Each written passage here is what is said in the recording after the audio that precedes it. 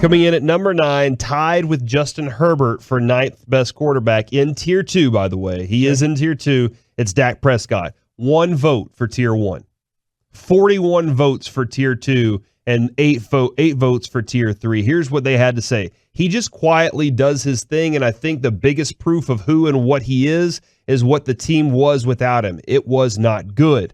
Cowboys ranked 8th in offensive EPA with Prescott in the lineup last season. They ranked 29th without him last year. One defensive coordinator said he is a top 2. In that system, he controls everything. He's really good at the line of scrimmage. He puts them into the right plays. He can identify defenses. He has the arm talent to do it. I was impressed when we played him. When they were behind and he had to start operating at the line of scrimmage, you can see, man, that dude has something to him. And I'm very interested to know if that was like Dan Quinn or if that was, the defensive coordinator up in Cleveland. But that's a senior defensive coordinator up there. And then somebody says, a virtue of the Tier 1 quarterback is being able to execute in a pure pass environment. His 2-minute drill, this is according to one executive, Mike, his 2-minute drill is elite. He is Tier 1 in that part of the game, which for me makes him automatically high Tier 2.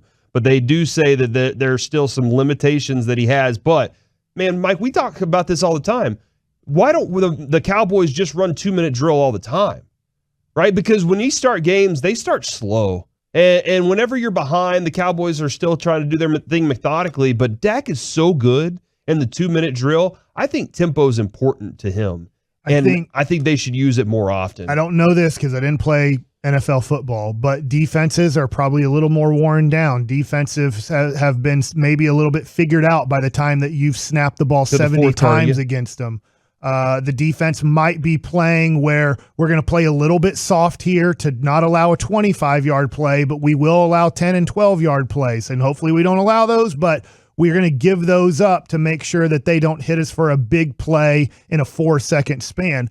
And he is great at that, but it's one of those things where why don't they do that all the time? Well, we need the defense to be tired to start the game and for us to already figure out their tendencies in that game. Yeah, listen, Dak's ranking right there is perfectly fine for me. For him to move up at all, for him to get anywhere further up, he has to do the winning.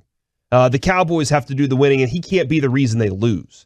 He's got to be the reason that they overcome that last moment thing where you're like, wow. Like in the game against Seattle in the playoffs, Mike, whenever he did the dive over the top and everything, he was one of the reasons they won, but their defense showed up that night too. He has to be the reason that people are fearing the Dallas Cowboys. Otherwise he's going to be kind of stuck in this area that Tony Romo was in his entire career. This is exactly where Tony Romo was at. Can I ask you this? And I agree with that. We're out of time here real quick. Week 2 versus the LA Chargers. If he lights us up for 400 yards and 4 touchdowns, do you say Justin Herbert's better than Dak Prescott?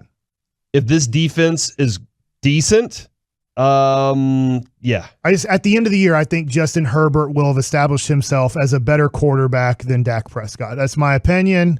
After this 17-game season, I don't think there's going to be much of an argument when it comes to Herbert and Dak, but right now it's only 1 year for Herbert. By the way, Matt Ryan fell in at number 11, Kyler Murray at 12, Ryan Tannehill 13, Joe Burrow already at 14. And are those all still Tier 2? Those are all Tier 2 quarterbacks. So Joe Burrow, Matt Ryan, Tannehill, and Kyler Murray all ranked with, and Herbert all ranked right there with Dak Prescott.